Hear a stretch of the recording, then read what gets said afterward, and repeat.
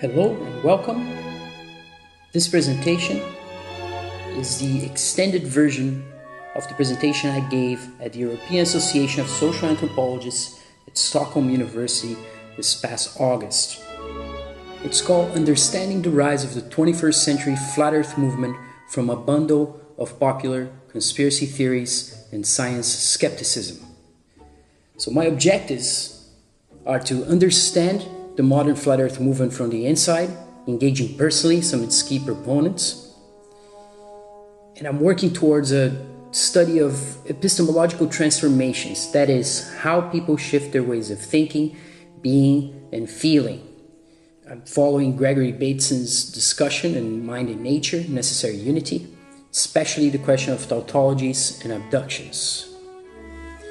And I'm also testing my own paradigm, which is called creative critical reflexivity, and the theory of epistemological resonance, which applies concepts such as concordance and discordance to look at epistemological harmonics, and how discordance leads to a creative resolution that we can look at as growth and transformation. Epistemology here is simply a way of being and knowing. Everyone has their own way of thinking and knowing, unless they follow a particular orthodoxy and authority that is telling them how to think. And in anthropology, we have deconstructed this for a long time. The experiences and narratives of flat earth proponents are prime examples of epistemological transformations and their social and personal consequences. Like Bateson, I am concerned with changes in basic epistemology, character, self, and so on. I'm quoting him here from 1979, page 143. In a nutshell, tautologies are collections of linked concepts or vocabularies that we use to produce logical explanations. We engage in what Charles Sanders Peirce called abduction when we flesh out explanations that ensure the validity of the links in the tautology so that this logic seems self-evident, again following Bateson. Epistemological transformations are interesting because they involve shifting our whole system of abductions, as Bateson put it. We face the threat of chaos when we challenge our own assumptions and preconceptions. This is what I call a state of epistemological discordance that may lead to epistemological growth and transformation. And again, epistemological means simply way of being, and resonance is the think-feel vibration that everyone has. So my idea is that as we live and try to understand the world, we're vibrating in ways that reflect how we think. So this resonance is like a singing, a tone, is the sounds of our souls when they meet and engage. To engage in an abduction is to describe some event or thing and then look around the world for other cases to fit the same rules that we devise for our description. This is why it is particularly prone to deception, because you have a way of thinking about the world that you haven't analyzed critically or reflexively, and you go around finding phenomena that fit your description. So why am I looking at the flat earth? The flat earth has had incredible growth in popular interest, and this is a graphic from 2010 to 2018 from Google Trends, comparing flat earth with anthropology on YouTube. And here we see that anthropology barely exists in contrast with flat earth on YouTube since the flat earth started booming in 2015. This graph from Google Trends shows web searches worldwide. And here I'm comparing flat earth, ethnography, social and cultural anthropology. The colors are on top. You can see flat earth is blue. From 2004, when these data started being collected, it was between cultural and social anthropology somehow. And then in 2015, 2016, flat earth just basically boomed. And this is worldwide web searches. And the red shows ethnography as a field of study and how it has been on the decline, sort of a steady decline, you can tell. So it is a popular phenomenon that we should be looking into. as anthropologists interested in all social phenomena. This is a pretty big one. Now, my methodology. So far I recorded 20 conversations with over 38 hours. I was in Portugal and Brazil when I talked to people who are in the United States of America, Canada, United Kingdom, Spain, and Nepal. Some of the obstacles for studying the flat earth phenomenon and the movement are, that there are millions of videos, pro and con. And so I decided to do this on a face-to-face online approach through Skype and Google Hangouts.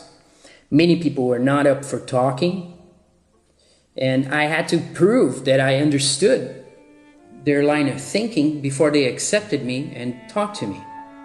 For gaining access to my participants, I had to pledge never to misrepresent or pathologize their positions. This is absolutely key. It's a part of very important anthropological ethnographic ethics that I follow.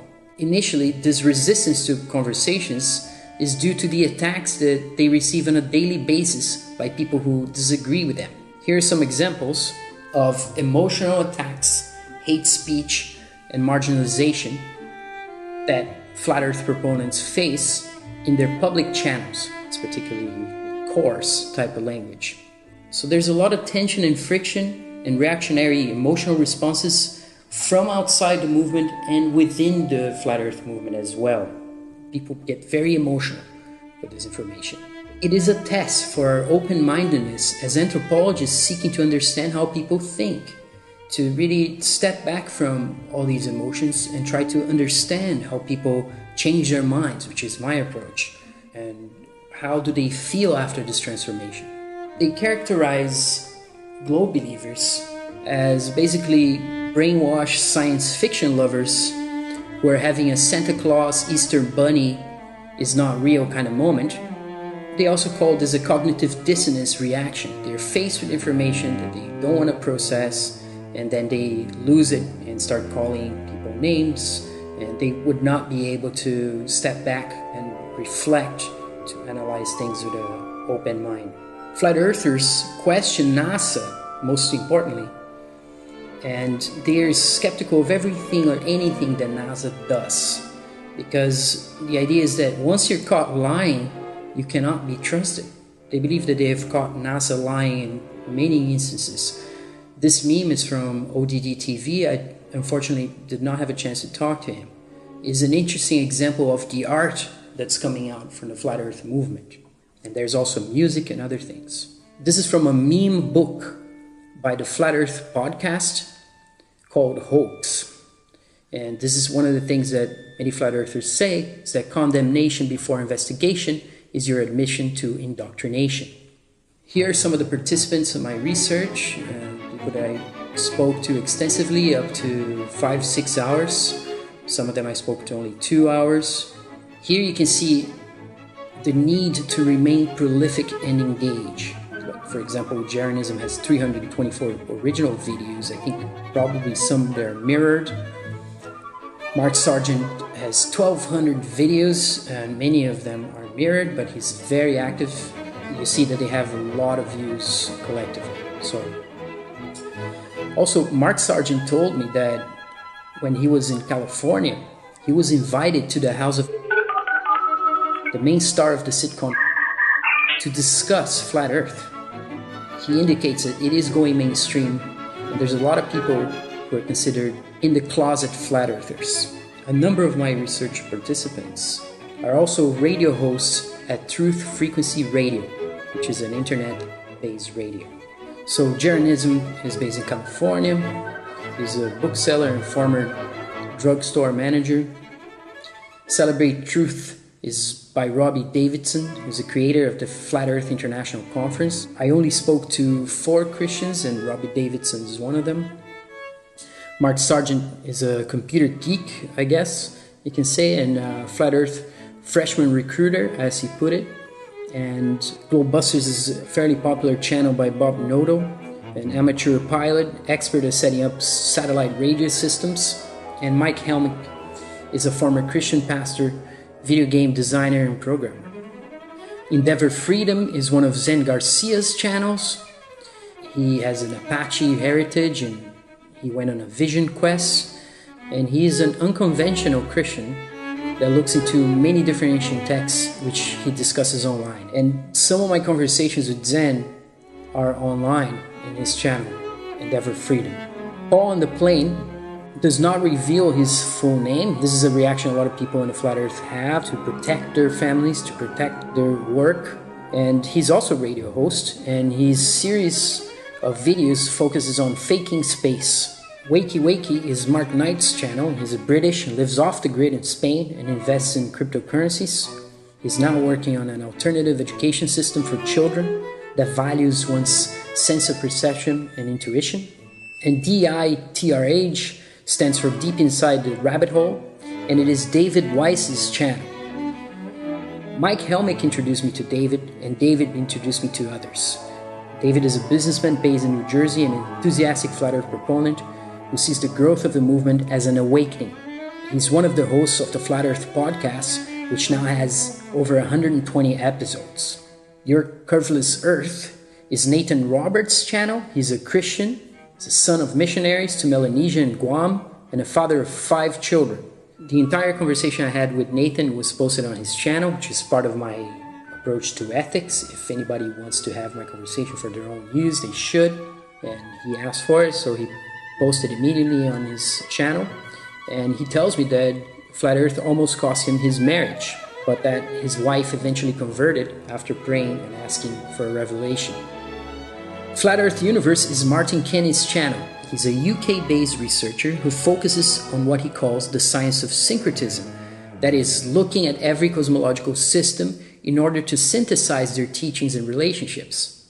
Kenny does not believe that the Bible provides the ultimate truth, but he also draws on the Bible for information. So he's looking at all kinds of systems and trying to boil them down into something that he finds agreeable. And he has been on mainstream TV in the UK discussing various different issues. The last time was about the lunar landing hoax. Finally, Karen B. is a graphic designer, single mother, who lives in the central USA and is part of a research group, FE Core, which also involves Jaron, Bob Nodo, Mike Helmick, and formerly another participant, Chris Monk, who does not have an active YouTube channel and whose position has caused a lot of controversy and drama recently, which is not something I can get into in this presentation. And another person I talked to was introduced to me by Paul on the Plane. His name is Steve Bruce Bocan. He's a Hungarian descended Australian helicopter pilot and flight instructor based in China who happened to have been in Nepal when we spoke. And he's a born-again vegan. He does not have an active channel. Flat Earthers, once they go public with their beliefs, they face this universal experience of prejudice and marginalization for taking their stance. It reminds me of Foucault's fearless speech, the idea of paresia, which is taking a social risk, speaking the truth in public. It has to do with the high social costs to support flat earth information in public. So one may experience marriage problems. Some claim that they can only date a flat earther. There's threats to jobs. Some people have reportedly lost their job after people who were against the flat earth contacted their employer, told them that this person was a flat earther. Person lost their job. People don't reveal their actual names.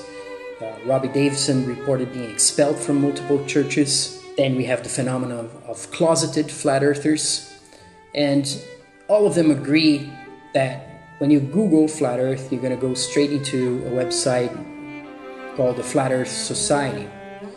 They all believe this is controlled opposition. So if you think of the USSR, the KGB, or governments that control information, China for example, where you cannot have opposition, all you do is that you pretend to have an opposition and you infiltrate the so-called opposition and you keep it controlled.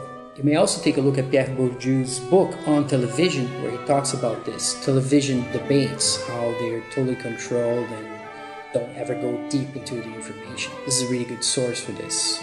And it's a very short book, Bourdieu said, because otherwise journalists would not read it, because they're lazy, apparently. So, Now, there's a history in anthropology of taking seriously alternative cosmologies.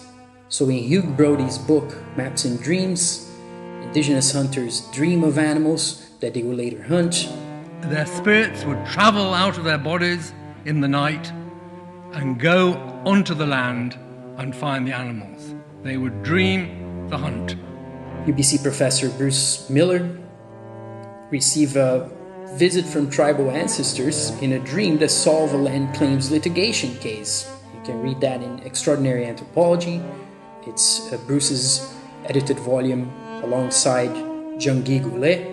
Professor Paul Nadasdy from Cornell, working among Cree hunters, also experienced a maimed rabbit giving itself to him as a gift after being half trapped in Paul's trap. So Paul set up a trap, the rabbit came into the trap, got hurt, managed to escape, and then he was trying to enter Paul's cabin and seemed to beg Paul to break its neck and take it. This is part of the cosmology of the Cree, that animals give themselves up to the hunter. Animals are not animals, they're persons. So they resist this language of managing and the practice of managing natural resources because these are people. Despite the ancient origin of these laws, animals continue to enforce them. They also continue to communicate with human people by speaking to them in dreams, visions, and the occasional waking encounter. Also, importantly, animals play an ongoing role in the political education of First Nation people by cultivating in them attitudes and interpersonal skills that they'll need if they're to assume their roles as fully competent adult members of a society that includes both humans and animal people. And also in the work of Julie Cruikshank, Do Glaciers Listen, we see the idea that geological features are alive and responsive, and that is taken seriously. And also, we know that in anthropology, Franz Boas did a lot of work against the scientism of his time, which was eugenics, racialized-based science, and he did so actually doing empirical research. And he was against all these evolutionary rationalities, which led in the United States to segregation, to the rise of the Nazi in Germany, the idea of a master race, and also we shouldn't forget the Tuskegee experiment, in which the United States government funded doctors to keep poor black Americans with syphilis so they could watch them die until the 70s. And then Clinton issued an apology. Right? So we know that science without reflexivity and without morality is very, very dangerous. So there are other precedents for taking seriously the flat earth, and this is the notion of the counterintuitive globe that Professor Tim Ingold looked into in his book Being Alive, Essays on Movement, Knowledge, and Description. So he says that to grasp such a counterintuitive understanding that the earth is round like a ball and that people can live anywhere without falling off calls, it is argued, for nothing less than a complete conceptual restructuring of the child's mind, comparable to a paradigm shift in the history of science. Here he is referring to the idea that Galileo and Copernicus actually change with their observations the whole narrative of mainstream science.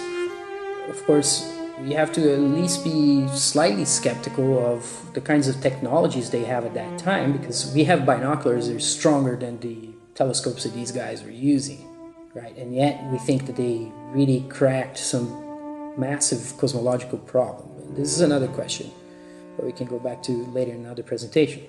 Ingold also says that he cannot relate to the globe as an environment, because whereas the globe is measured and recorded, the environment is experienced.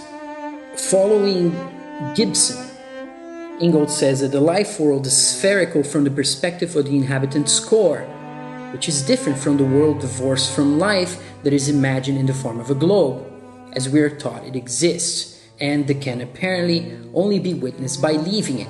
Ingold argues that whereas a global perspective is afforded to a being outside of the world and is seen to be both real and total, a local perspective afforded to beings in the world is regarded as illusory and incomplete. So he's saying that through our senses, phenomenologically, we can only experience being in the world and not outside of it, as the globe kind of proposes as a total final explanation. Also, He notes that Immanuel Kant would admit that to his senses the Earth appears to be flat. James Gibson, who was an environmental psychologist, for him, an inhabitant is not on the outer surface of a solid sphere, but at the core of an unbounded spherical field comprised of the sky above and the earth below. So in the globe model, the relation between people and the world seems to be turned inside out for Ingold. Also, Martin Heidegger, as Ingold points out, repudiated the out-of-earth technology. These pictures are coming from outside of the earth that flat earthers believe is fake. But we should point out that Tim Ingold on Perception of the Environment, in page 212, points out that he's not some latter-day flat earther or pre-Copernican. So we should just keep that in mind. Ingold read a paper by Wozniacki and Brewer from 1992, and this sparked a discussion regarding children's conception of the earth and their indoctrination into a different and unprovable through the senses model, which is a globe model. So Ingold says that children are congratulated for agreeing with what was supposed to be the scientifically correct view, which is that, contrary to intuition, people actually live all around the outside of a spherical earth. Again, this is from Hoax by the Flat Earth Podcast. This is a free book. It has a bunch of memes from flat earthers. And here they're just saying, well, look, you go up 100,000 feet and you cannot tell that there's a curvature, but you're supposed to believe that you are on a ball. This is the article that Ingold read from Cognitive Psychology, Mental Models of the Earth, a Study of Conceptual Change in Childhood by Stella Wozniacki and William Brewer. And here they're saying they're abstract. The synthetic models, such as the hollow sphere or the flattened sphere, are generated by children as a solution to the problems arising from the inconsistency between the initial model of a flat Earth and the culturally accepted scientific model of a spherical Earth. So what's happening here is that children are going to school, they believe the world is what they see, what they feel, which is flat, stationary, but the teachers are telling them it isn't. There's people upside down in Australia. And as they get convinced by the teachers without any physical, personal, experientiable evidence, they create different models like the hollow sphere or flattened sphere. They come to understand that the Earth is a sphere only when the presuppositions that gave rise to their initial models have been reinterpreted. That's what Wozniacki and Brewer say, and this is a large paper. It's about 50 pages. In Anthropological Studies of Shamanism, this I'm referring to a book by Mircea Eliade, where he cites Knud Rasmussen's book from 1929, describing this phenomenon of the mystical light, night and distant vision. It is as if the house in which the shaman is suddenly rises. He sees far ahead of him through mountains, exactly as if the earth were one great plain, and his eyes could reach to the end of the earth. So, in shamanic experience, Eliade's book is a great example of this. You don't have a globe earth, you don't have a ball earth, you don't have a spinning ball earth. You have something completely different. You have the tree of life in the center, you have planes of existence, and it is a very complex book. It's a large book. It is outdated because it's from the late 50s, but it's still quite a source of information. Some of it's repetitive, but it is an incredible effort by Mircea Eliade, who actually lived here where I am in Portugal. Now, flat earth proponents, they evoke the idea of common senses to mean human sense perception and link reality to direct experience. They oppose the common sense of scientism, which is conformity to the pronouncements of self-prescribed scientific authorities, in particular theoretical physicists, astronomers, and NASA. For them, questioning science and making experiments is more scientific than accepting science textbook facts at face value. Michael Herzfeld, the anthropologist, also looked at common sense, and he argues that anthropologists are looking at different kinds of common sense from all around the world. But these common senses, if you will, are culturally based, they're linguistically expressed, they're kind of like the tautologies that I talked about in the working of abductions, if you remember in the beginning of the presentation.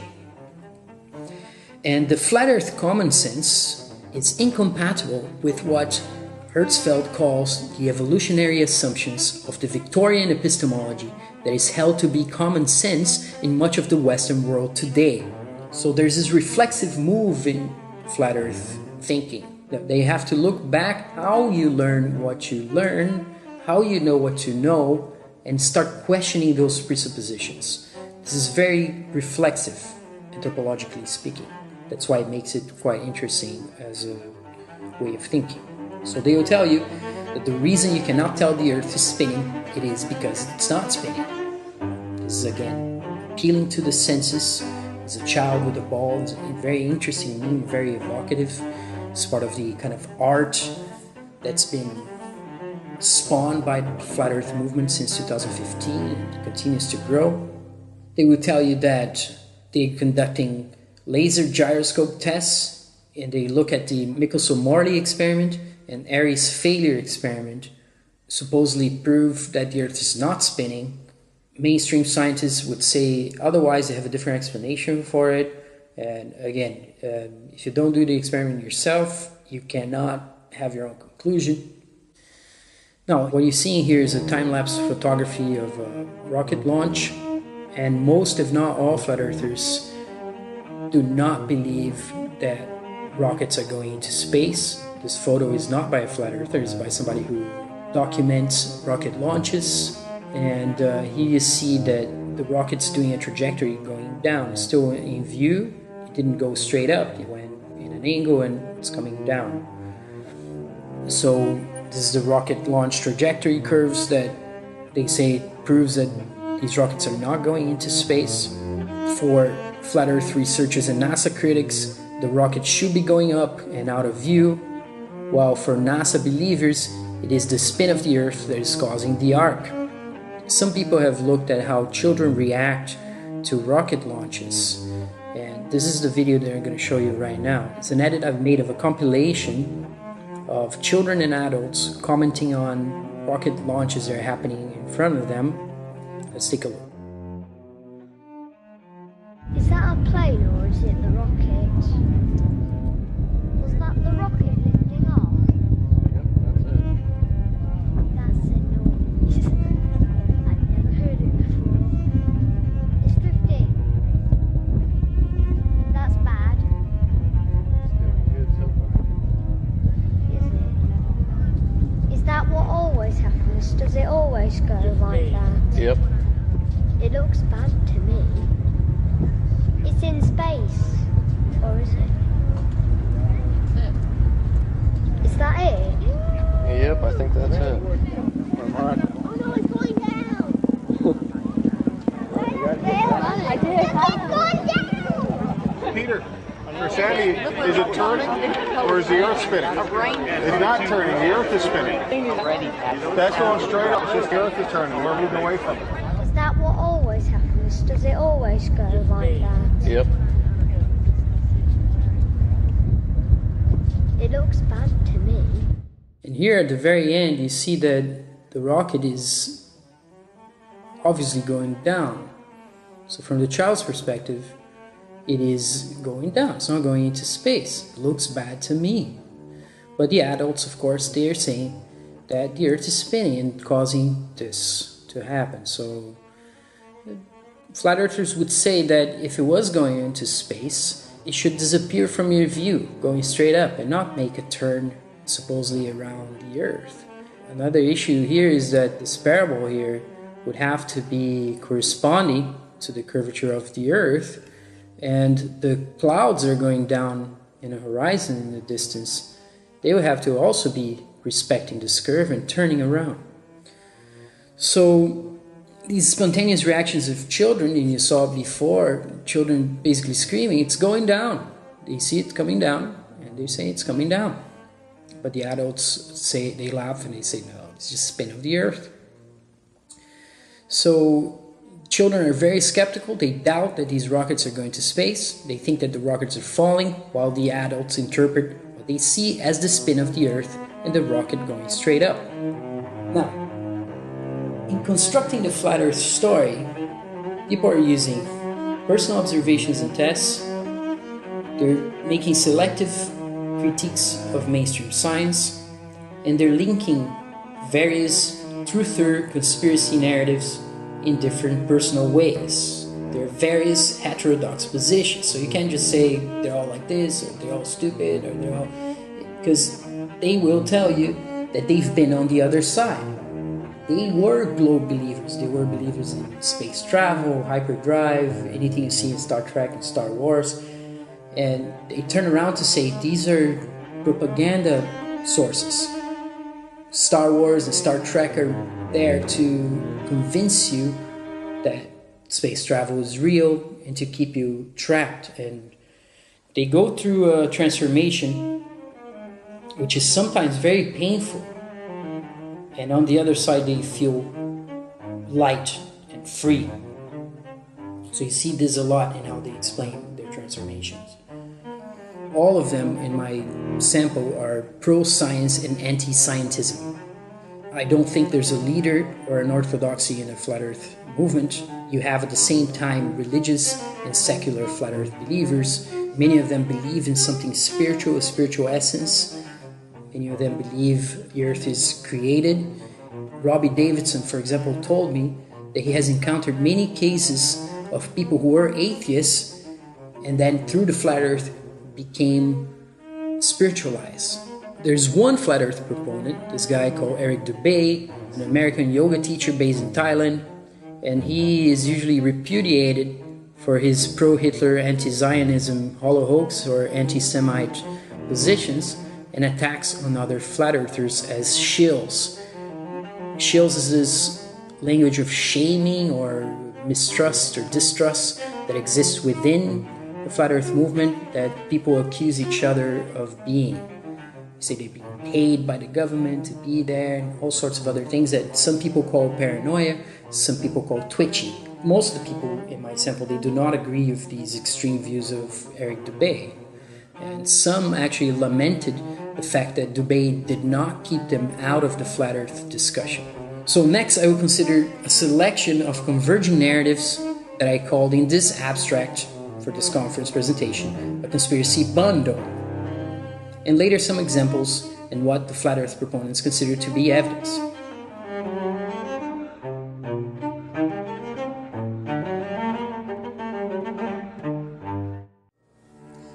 September 11, 2001, the official US government story is false. This is pretty much agreed across the board.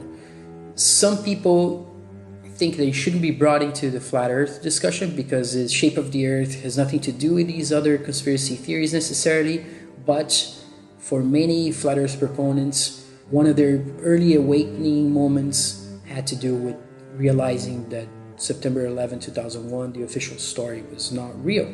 They believe that the mass media is controlled. There are scholarly sources for this, in Manufacturing Consent, for example, from 1988, by Edward S. Herman and Noam Chomsky, talks about editorial bias, the switch between anti-communism into the war of terror, and the buying off of all the media companies. It's a classic book. One of my participants claimed that he was working for AMAC, which is a contractor, and that AMAC were involved in fitting the World Trade Center towers with explosives. They had a contract, he says. He says that he received a threat to his family, and later he had a near-death experience and his whole life changed. This is another universal belief among flat earthers that the Apollo missions and the lunar landings were faked, that NASA is a production company, that there has been weather manipulation and geoengineering without consent from people, and this has been in the United States Congress actually. There are so-called scientists saying that they should be spraying aerosols in the atmosphere to reflect sun rays. You can see here just the documents from the United States Congress. Many flat earthers are against the idea of aliens. They think it is something concocted by the government to keep people afraid.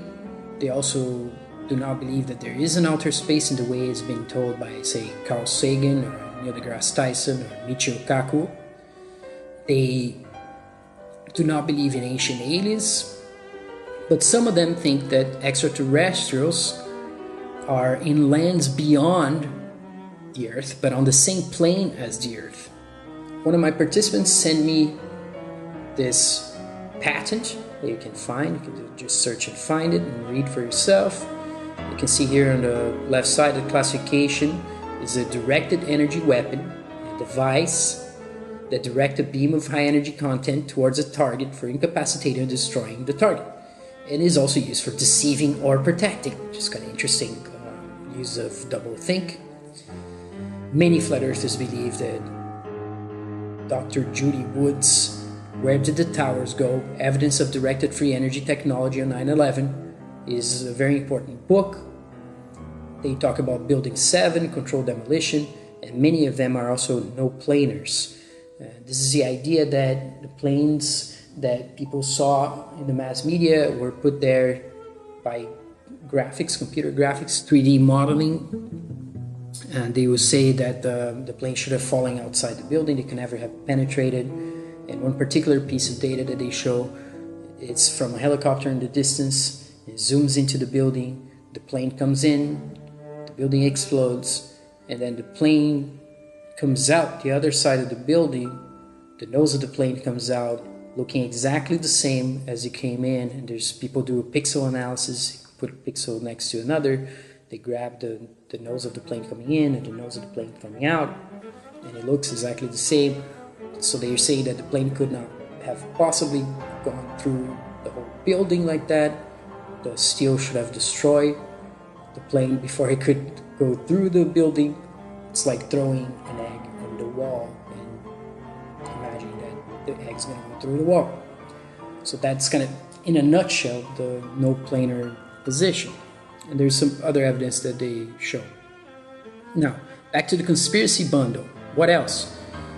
There are secret societies in government, Illuminati, so-called Illuminati, and Masons. That there are Easter eggs in Hollywood films, and this is some of the most intriguing, very interesting sort of symbolic theories. Easter egg is the idea that something is hidden, that when you find it, it tells you a secret. There's a recent film by Steven Spielberg in which the main theme is Easter eggs of the whole film. Rockets are going nowhere. I covered this. Von Braun was a Nazi. He was responsible for deaths of many people in a death camp where he produced a rocket that was then launched into London in Belgium. And then he was taken by the United States, promoted by Disney, and he was pardoned or forgiven because he sent humans to the moon, supposedly. Therefore, it's okay if you killed a lot of people in Nazi Germany. That is the narrative that NASA presents for children, and this is something that Jaron from Jaronism has covered, and that it is in one of my 2 videos before I made this presentation about the flat earth, the video that has Darth Vader and Noam Chomsky talking. Now, SpaceX is fake, they say, including the orbiting Tesla car. We're going to look into some of that. The Cold War was simply a 1984 style script to control the population with fear of a boogeyman. Now that has been transferred to terrorists. They were communists at the time, then they were terrorists, North Korea, or whatever you have in the mainstream media, to keep the population afraid and dependent on the government. That's the idea. Now, there's a division in this other question, whether dinosaurs are real or a hoax, or if dinosaurs are more recent than previously thought. So some flat earthers think that dinosaurs are definitely a hoax. Others think that they were real and they cohabited with humans. And some believe the mainstream story that there were dinosaurs hundreds of millions of years ago, because that is not relevant to whether you can see the curvature on the earth or whether or not you can see too far ocean level or by a lake. So if you can see 50 miles away the shoreline of another place, you couldn't be on a curved sphere because that place should have been under the curvature. And this is by far the most common test that people are making in this movement. Now, to the question of Easter eggs. So as I said, it's a theory that there are clues hidden on films about various conspiracies, including 9/11 and the moon landings. One of the most important films that supposedly has these clues is Stanley Kubrick's 1980 adaptation of Stephen King's The Shining. There are several changes to the original book. For instance, there's an autobiographical element to the book that then gets transferred from Stephen King to Kubrick. So the idea here is that Stephen King is writing about himself and Kubrick was also writing about himself, and therefore he modified the novel in ways that pissed off Stephen King, because Stephen King hated the film. And this is part of the thematic that appears in Steven Spielberg's film Ready Player One from this year, which points to Kubrick's adaptation of The Shining. So there's a whole scene which involves finding a clue, an Easter egg, going inside the set of The Shining and going through some of the modifications actually from The Shining that Kubrick did.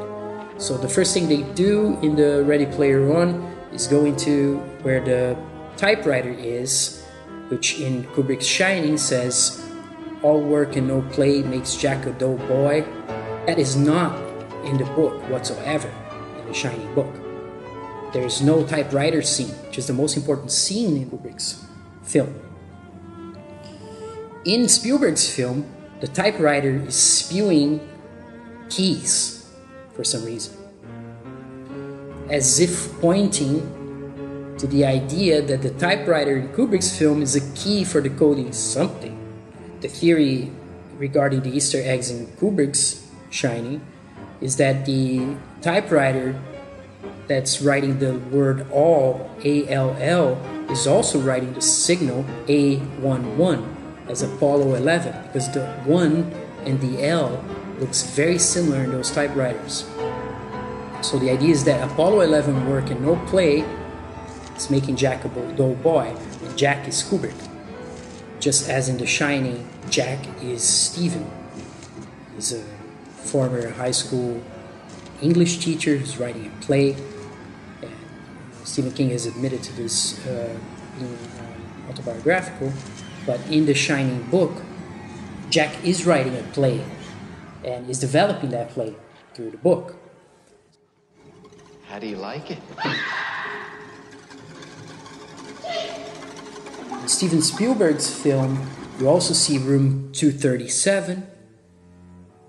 In Stephen King's novel, there is no room 237. The room has a different number. And in Kubrick's film, of course, the boy, Danny, gets up wearing a Apollo 11 sweater and walks into this room 237, which has an anagram as well. It's Moon Room, has an N on it. You can see the tag. So it's room N, which you can make the words, you can turn it into Moon Room. 237 was the supposed distance between the Earth and the Moon at the time. Now it's been updated to 240,000 miles. Another example of an Easter egg in a Hollywood film is in the movie The Matrix from 1999, which we're going to take a look at right now, what it is. In this scene, we're going to look at Neo's passport expiry date, which only appears in the film if you're watching the film very quickly for 1 second or so. So you have to stop it, you have to flip it around and take a look at the dates to see what they are. And this is part of the theory of Easter eggs in films. You have a social security number, you pay your taxes, and you help your landlady carry out her garbage. Here it comes. You take a look. It is September 11th, 2001. That's the expiry date of his passport. And of course, the connection that the Easter egg theory would make is that, yeah, travel became much more difficult after the events of September 11, 2001. But this film is from 1999.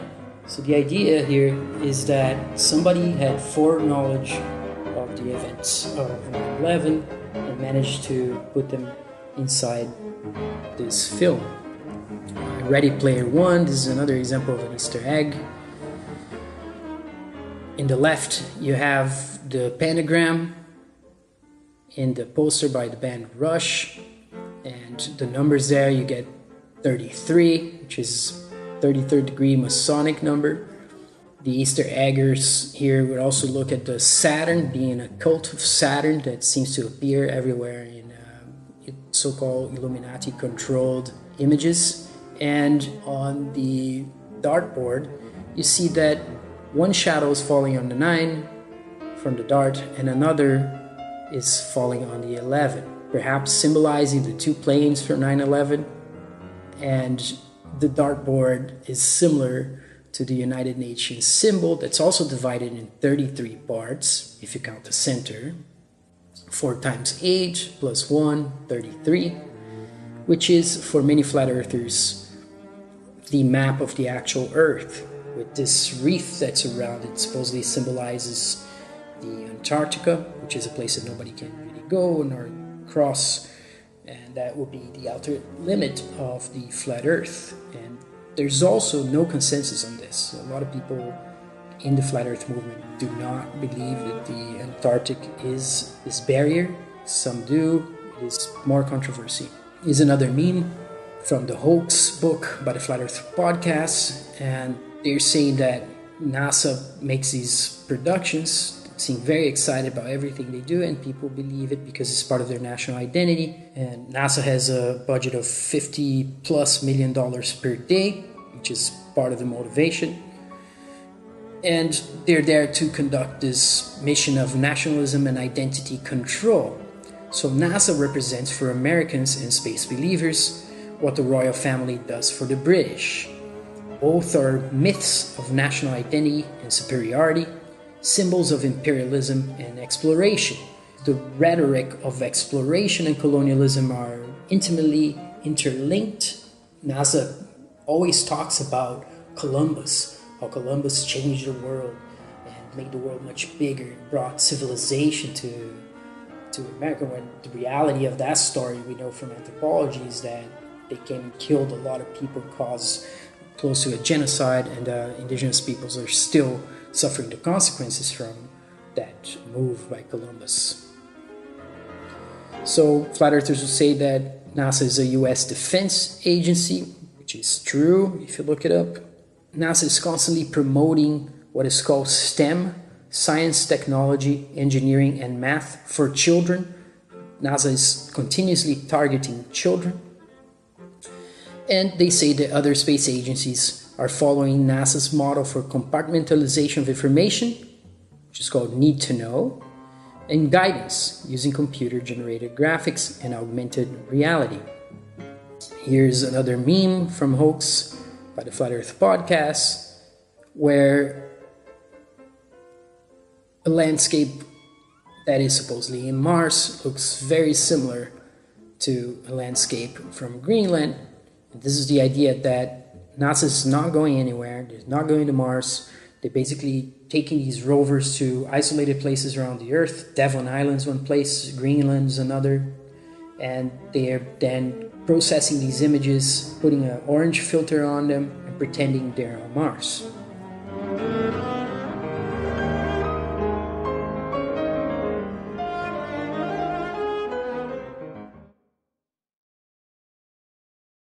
Now, lunar landing skepticism has been booming, according to this ITV program, in which Martin Kenny, one of my participants, participated. 52% of the British do not believe in moon landings, and an astounding 73% of 25 to 34-year-olds think it was all a hoax. Russia Today reported that 57% of Russians do not believe in the moon missions. Now we're going to see why many flat earthers do not believe the moon landings. I would say most of them You can also look at Paul on the Plains Fake in Space series to see how he constructs that case. Here, what you're seeing is the lunar lander. If you zoom it up, you can go find a photo from NASA. They're saying that if you look it up very closely, this thing couldn't possibly resist the pressures that you're supposed to be holding against in the vacuum. It seems to be not very well made or sturdy enough for resisting these pressures. And flat earthers would make a comparison with submarines and the ISS, for example, that submarines do not have components on the outside, whereas the International Space Station has astronauts going outside and turning boats, and the suits the astronauts are using are tested under the water and then taken to space, which for the flat earthers doesn't make any sense. Water, you're having external pressure, and in the vacuum space you have the opposite. You have something sucking you out. They will tell you that the only experiment of a human in a vacuum chamber almost killed this person, made their saliva boil. So why don't they believe in the lunar landings?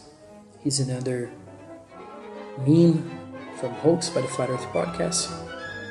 And they're now turning to ridiculing people who believe in NASA. They're saying if you're not feeling very smart, remember that your friends and family believe this trash can landed on the moon. And now I'm going to show you the Apollo 16 takeoff and what flat earthers and people who are skeptical that NASA went to the moon will point out as evidence for fakery. First, this is the raw footage that we see. Okay, here they can show you, for instance, that there's kind of a pull to the right, that there are probably 3 or more cables pulling this up, and that here there's a wink to the right. Of course, they question how by remote control this camera is moving up. It's another question. Now, as another view, here is to show what believed to be the wire, a nylon wire reflecting the light from the studio into a prism and being pulled so that it reveals this line here that you see. Again, it is aligned with the rise of the lunar module. It's strange because as the explosion happens in the bottom, this line is going up, and what could be going up like this? It has to be something going up. It's also coming from behind the ship. And there's another couple of lines that you can see here and here. This is one, this is another, in addition to this line that comes up here. Now, there's not only this is a problem here. These are the panels that you saw in the previous picture. And as the explosion happens, they seem to explode and start flapping. There. So this is the explosion that sends the machine up. And now the panels are flapping. Okay? Here's how it happens. You can see as many times as you want. So some people say that this is exactly how it's supposed to happen on the moon. I mean, they haven't been on the moon, but they know for sure. It fits the equations, it fits everything. It looks very real for them. They saw it on TV. So it looks real. And flat earthers and many people were skeptical. Now the majority of people were skeptical that these landings on the moon took place. They will tell you that these panels have been blown by the explosion in whatever. This is a model. Or whatever it is inside the studio. Right, so this is the kind of evidence that we're talking about. Nobody was there, but we know. Now, Elon Musk is another person that no flat earther takes seriously. Here he's being asked, what did Falcon Heavy teach you? And then later he's going to say something which seems very close to doublethink logic from 1984, straight out of 1984. He says, you can tell it's real because it looks so fake. And there's this concept in 1984, prolif feed, feeding the proletariat, which is a newspeak term that means that there's entertainment being tossed into the masses to keep them controlled and mild and subjected to authority. And this seems to be pointing into that direction. Let's see what he says. Falcon Heavy teach you? Teaches, I guess, told me like crazy things can come true. Because he'd said like, I didn't really think this would work.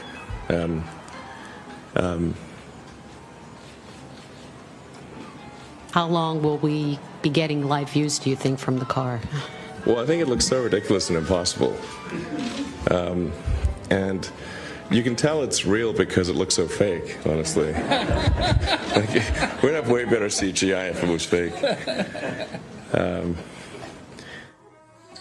The idea is that it would look more real if it was fake, and that it has to be real because it looks so fake. So it is very close to doublethink logic. It is doublethink logic. I guess you can agree with this. Elon Musk is not the most eloquent spokesperson. Another thing that flat earthers will point out here is that you're seeing this rocket going down right here. But it's supposed to be going up in space. It's still visible. It is going down from the perspective of the observer. It wasn't here. Here it seemed to be going up. There's an arch. Obviously they cut this. But even in this small time, you can see it turning down. And then you get a different perspective on it. And it's definitely going down from the observer's perspective. But it's supposed to be going into space. And if you watch these launches, you're going to see that when it starts coming down and getting out of view, then you get a CGI animation that shows what the rocket's supposed to be doing. There's a realist position against these space missions and Elon Musk and SpaceX and NASA that says we have so many social problems in the world. People cannot barely have water to drink. People are starving. People are dying. And still these guys are sending cars into space. They're looking for water on Mars. But what about people here on the Earth? To finish, I'd like to say that the framework of conspiracy and pseudoscience is derogatory. These are derogatory terms. They're meant to silence critiques, dissent to orthodox positions, and interpretive diversity. Conspiracy simply means breathing together, denoting plans for action held in secret. Most capitalist companies operate this way, which is the basis for non-disclosure agreements. In antiquity, you have the great work by Cicero in Catilinam, which is about a conspiracy to kill him. And it is a genius work that actually shows how Catilina's conspiracy was discovered through census, signs that one could read in the population and one could feel. So that's a work I highly recommend in Latin from the great author Cicero, who got his head cut off and his hands cut off and sent to the Senate in Rome. Of course, those who claim for themselves the authority to ascribe to others the pseudoscience label are not reflexive nor humble regarding their own claims to objectivity and truth. Indigenous cosmologies have also received the pseudoscience label, which should make a lot of social and cultural anthropologists skeptical, but very few social and cultural anthropologists have actually had the courage or the depth of thinking to deconstruct the mainstream narrative that starts with Copernicus and Galileo and Newton. They basically accept that as part of their belief in the science apparatus, this naturalistic sort of science. Even though many of them are skeptical of Darwinian theory, because we know that eugenics and racism came out of Darwinian ways of thinking, and it still has an effect on minorities and other populations. So the final question is, how do we know what we know?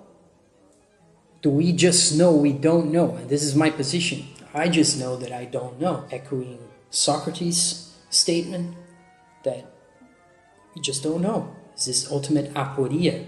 If we're not traveling into space ourselves, how can we make a claim that is actually there? Now, anthropology and scientism. As Michael Herzfeld wrote recently, scientism is a rhetoric that evokes science as its source of authority, in which paradoxically occludes recognition of its own context of production. Scientism is also linked to this language of objectivism, involves the use of scientific sounding terms and claims with effects that deflect attention away from the failure of objectivist logic.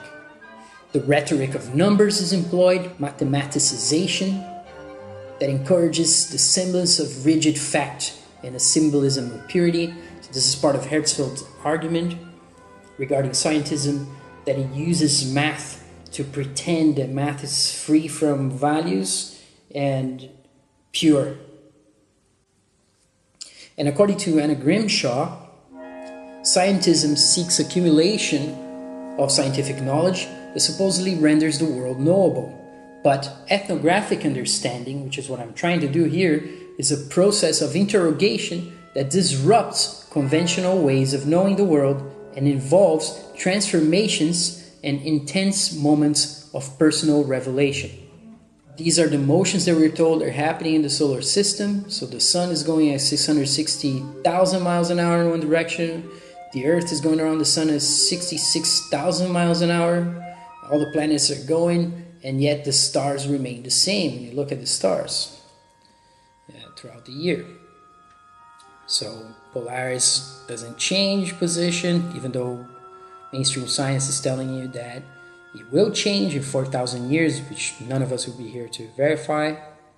Some people will say that NASA has pictures of the Earth from space. This is one of the pictures, but when you look closely, you're going to see that whoever made this photo used the clone tool on Photoshop to basically copy and paste a cloud in another place. So you see the repetitions here. Unless you think that clouds in the sky repeat themselves precisely. If you think that the clouds are different in the sky when you look at them, this would not be possible. So this could only be possible as a real image from the Earth, a real photograph from the Earth, if the clouds actually repeat themselves precisely, which is not what happens. Many flat earthers believe that satellites are not real, it's a fraud, and they will point out that the internet and other communications are carried via an extensive submarine cable system, which it is true. You can go and look it up. The internet is connected through submarine cables. The TAT-14 system is a ring system, so if you lose one cable, you can route your traffic the other way around and still reach your end target. But also more globally, you have a number of cable routes connecting the same continents. If one cable is down, you still have several other routes. Not satellites. Here again, flat earthers are making fun of globe believers who think that there's all these satellites in space, thousands and thousands and thousands of satellites. They will say that GPS is a positioning system, but it's not a global satellite system. It is all ground-based, based on radar and triangulation. Just good old radio. Many flat earthers are against the conventional vision of gravity. The idea here is that there are clouds up in the air, they're quite heavy, but they stay aloft, and helium goes up. It forces things to go up.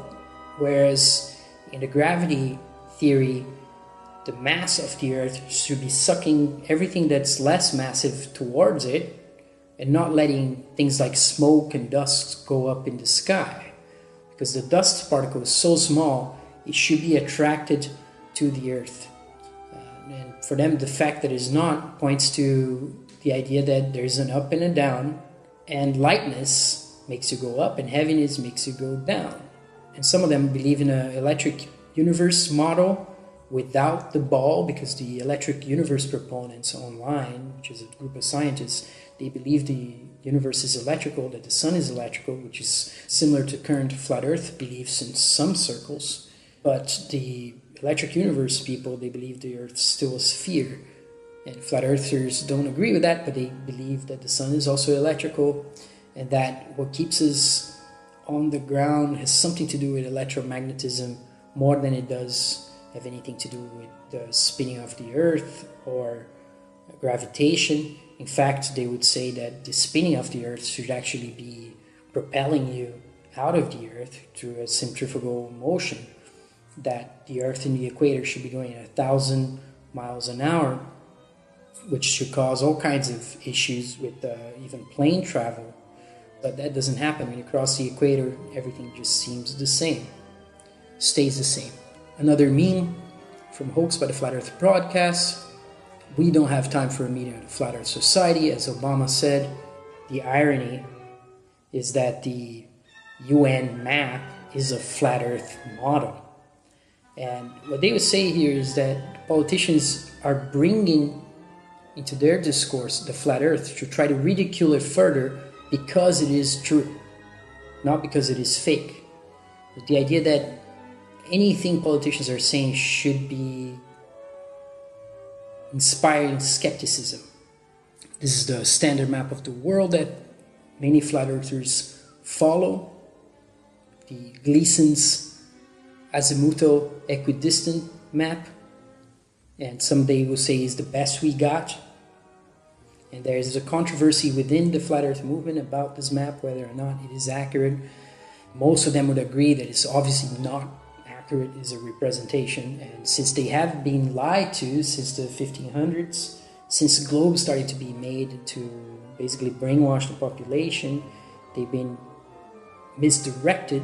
So it's very difficult to build this model of the actual Earth we're in, given that most of the things that you're being told is a lie, for example. This is an interesting map that Mercator created out of some stories from the medieval period regarding the North Pole. And you can read his letter to John Dee. You see the 4 indrawing currents of the North and the so-called Mount Meru in the center, which you see in the Vedic cosmology. It's supposed to be a magnetic mountain. It's around this pole that the sun and the moon are turning, according to mainstream flat earth position, if there could be such a thing. What they usually point to when they look at these maps is that they think there's some truth to this, because there are some accounts of people who supposedly went north farther than we can go right now and encountered another civilization in these places, which are described in this map. If you get a high-resolution version of this map, you can see what Mercator actually wrote. There's mainstream academic papers analyzing Mercator's letter to John Dee regarding this map. And the idea here is that this information that led to this map is now hidden from us, and we think we have an ice cap that's melting. When you look at Google Earth, for example, what you see is this. That is in the North Pole. This is obviously not a photograph, because unless you think the land can be divided in those sections right there, you don't see any of the caps. So flat earthers would tell you that this is probably concocted. And this is the North Pole. You can see the coordinates in the bottom. It's 89 by 87, so pretty close to the North Pole where the cursor would be. And if you click on that little ball there in the center, it tells you that the ice caps are melting. It points you to some research regarding this. Flat earthers will tell you that there's no circumnavigation or flights that go over the North Pole and the South Pole. NASA will tell you that they have satellites that do this. But the images you get when you look at it don't look real. This doesn't look like an actual photograph. And the same is true of the South Pole. This is what you see when you go to Google Earth in the South Pole. There's a white ball and some stripes that just look computer generated. It's not a photograph. A lot of Antarctica seems to be like this, very fuzzy, and which shouldn't be the case if you had all this technology pointing to it. So that gives credence to some of the theories that people that are skeptical of mainstream science, including flat earthers, have been proposing in the last 3 or 4 years, that led to a dramatic increase in their numbers and what I call science skepticism. Nietzsche, William James, and Wittgenstein were all against scientism of their time. Very recently, in the last 4 or 5 years, there have been many works published among philosophers and theologians and anthropologists looking at scientism as a philosophy. One work I can point you to is Rachel Christie's 2018 PhD thesis that deals with Nietzsche and William James's reactions to scientism at their time. So thank you very much, and next time we're going to look at what my participants have been saying from our conversations. Conversations are sometimes very long, up to 3 hours, so I'm going to do the work of cutting them down for proper consumption. So thank you very much.